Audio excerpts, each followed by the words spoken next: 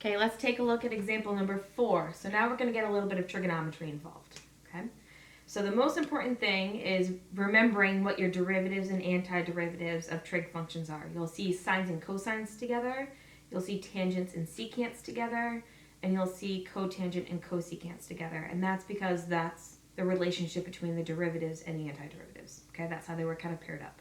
So here we have sine squared x, cosine x dx. The first thing I'm going to do is rewrite that so we can see which function is really inside of another one. And we know that sine squared x can also be written as parentheses squared. So we're going to do that.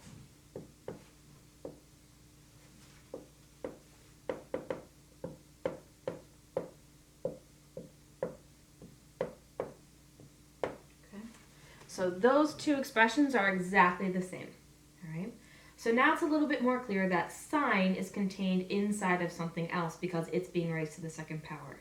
And when it comes to sine and cosine problems together, whichever one has an exponent on it is usually your u because it's contained inside of parentheses to an exponent. Okay? So we're going to make sine of x our u. So right here, this is going to be u. All right? So we're going to do u is equal to the sine of x. Okay? Now this is where things can get a little confusing. We need to remember our derivatives of sines and cosines in addition to our antiderivatives. So I'm going to write that little device down that we were using before. Okay. So we had always written down, we had sine x, cosine x, negative sine x, negative cosine x. And as we went down, those were derivatives. As we went up, those were antiderivatives. Okay.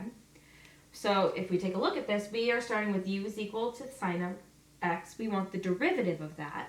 So we start with sine x, we go down 1 to cosine x. Okay. So du in this case is equal to cosine of x dx. And lucky for us, this is exactly what I see over here. So this one's going to work out very nicely without having any of that funny coefficient stuff that we had to do in problem number 3. Okay, so this expression right here is du because it's right here. Okay, so we're ready to do our rewrite without doing any coefficient manipulation. Okay, so we now have the antiderivative of, this is now u squared. This whole big long thing here is just a du. And this looks way easier to deal with than the original problem over here. Okay? So we're going to do the antiderivative of this using the power rule. So we keep the variable, add 1 to the exponent, divide by that new exponent, write a plus c. And now we just need to replace the u with what u is equal to. And for this problem, we said that u was equal to sine x. It's written right underneath right here. It's also written over here on the side. Okay? So you can write it as parentheses sine x to the third over 3 plus c. That's one way to write your answer. You could write it as sine cubed of x over 3 plus c. That's another way that you could write it. There's actually 2 other ways that you could write it.